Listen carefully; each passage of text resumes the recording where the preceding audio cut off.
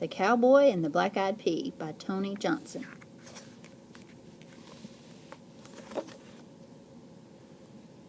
Out where coyotes serenade the moon and sagebrush graze the land, there lived a young woman of bodacious beauty.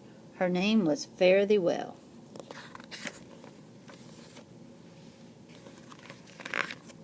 Her daddy was fixin' to leave her all his worldly goods, a fine herd of longhorns, a corral full of horses, and the biggest spread in the great state of Texas.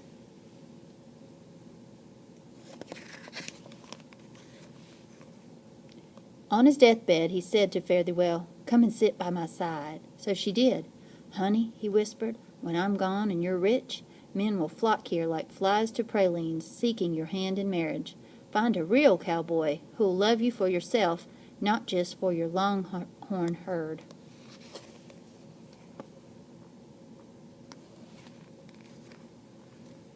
Fare Thee Well had herself a fine problem. How could she tell a real cowboy from a fake? She thought on what course to take. Then she recalled her daddy's words. A real cowboy is known for his sensitivity. At the least touch, he'll bruise like the petals of a desert rose. Knowing that, she devised a plan. Whenever a caller came to ask for her hand, she'd slip an itty-bitty black-eyed pea beneath his saddle blanket. Then she'd send him out on the range. Should he return fresh as a Texas morning, he was a fake. A real cowboy would be sorely troubled by that pea. One day, such a caller rode in. He was tall as a tree, with a mustache as big as tarnation. He wore spurs the size of tambourines. "Marry me, ma'am," he said, "and I'll run this place for you." Without delay, she put him to the test. "Just ride the range today," said Fare Thee Well. "When you return, I'll give you my reply." Then, unnoticed, she slipped an itty-bitty black-eyed pea beneath his saddle blanket. The cowboy set out, mustache a-jouncing, spurs a-jingling. All day he roamed the spread that he thought would soon be his. Then he returned, fresh as a Texas morning and prideful as a rooster.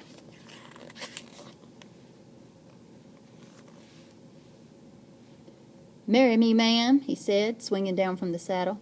"No, sir," said Fare Thee Well. "You're not a real cowboy at all."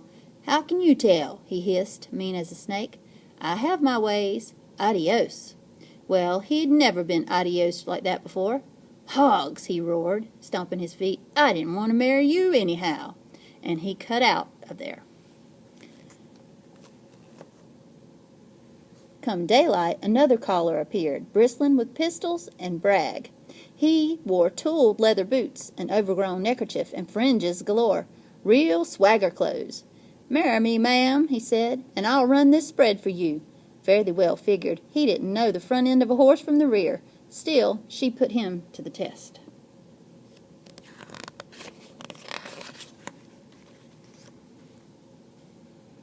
With the itty-bitty black-eyed pea hidden beneath his saddle, the cowboy set out, neckerchief a-flying, fringes a-flapping.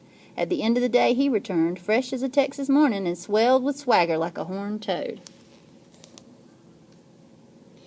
"Marry me, ma'am," he said, swinging down from the saddle. "No, sir," said Fare Thee Well, "you're not a real cowboy at all." "How do you know?" He glared with a look hard as petrified grits. "I have my ways. Adios." Well, he'd never been adios like that before. "Beans!" he roared. "I didn't want to marry you anyhow." And he cut on out of there.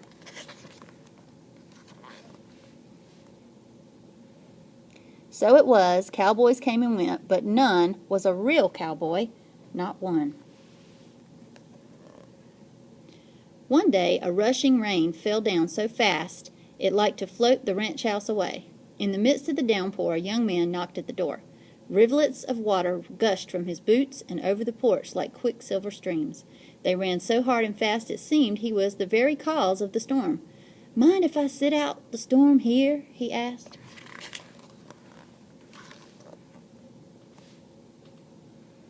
He did not ask for her hand, but something about him gave her a notion. So she said, "My longhorns don't much like rain. Would you ride out and check on them, then come right on back?" "No trouble at all," said the cowboy. While he was pouring the rain from his hat, Fare Thee Well tucked the itty-bitty black-eyed pea under his saddle blanket. Scarcely had the cowboy reached the fence when the pea commenced to work at him. He touched the reins and headed back. He swung down and checked the saddle. Something was almighty wrong with it, but he couldn't figure what. "Ma'am," he called to Fare Thee Well, "I believe I need another saddle blanket." Fare Thee Well fetched another blanket. He piled it on top of the first one. Then he set out once more.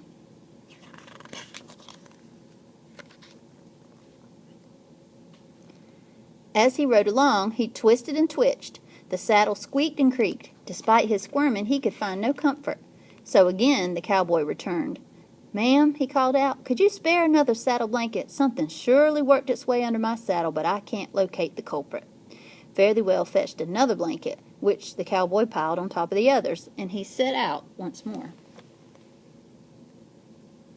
Time and time again he retraced his steps. Time and time again Fare Thee Well gave him more blankets till he was sitting on no fewer than 50 saddle blankets, all stacked up like flapjacks. Though the view was fine from that perch, the itty-bitty Black-Eyed Pea was just a-working and a-rubbing and causing him no end of pain. The cowboy gritted his teeth against it. Though he sorely needed more blankets, he thought, "This time I'll not go back. I've got a job to do," and he rode out toward the herd. The rain kept coming down. Lightning sizzled across the sky. Then a boom of thunder spooked the longhorns something awful. They set up a fearsome bawling and cut loose like a runaway locomotive. There seemed no way to control them. The cowboy and his horse were wedged between the cattle, so, of course, they took off too.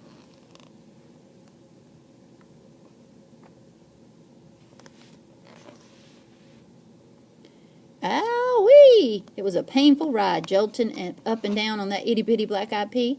It was a dangerous ride, too. Not like as not, the rampaging longhorns would squash both man and horse. But the cowboy had a stroke of luck. Back at the ranch, Fare Thee Well had heard the thundering herd. "Stampede," she thought, and she raced to slow it down. Right off, she saw the cowboy caught in the middle, high atop his flapjack pile of saddle blankets, unable to reach his stirrups. Even above the bawling cattle she heard his groans of pain, all produced by that vexatious Black-Eyed Pea. It hurt so, he like to died. Fare Thee Well lit out to save him. She cut right into the running herd. "Ski-daddle," she whooped. Sure enough, those longhorns skedaddled every which way. Though the cowboy was saved, a more pitiful sight you've rarely seen. By now, he didn't look much like a real cowboy, but Fare Thee Well knew he was. "Howdy," he said, attempting a smile. "Howdy," said Fare Thee Well. "You don't look so good. Fact is, ma'am, setting on this saddle is like setting on sheer stone."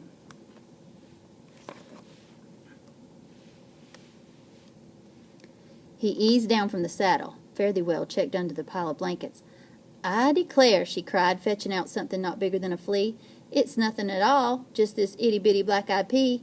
"Well, I'll be," said the cowboy. He was truly amazed. This time Fare Thee Well never said adios, for soon they were married, and they set off on a wedding trip. The stars that night were big and bright as they saddled their horses and headed out. In front of them shone a full-blown Texas moon. Behind them, a full-grown Texas mule ambled along, piled high with saddle blankets, in case the need should arise.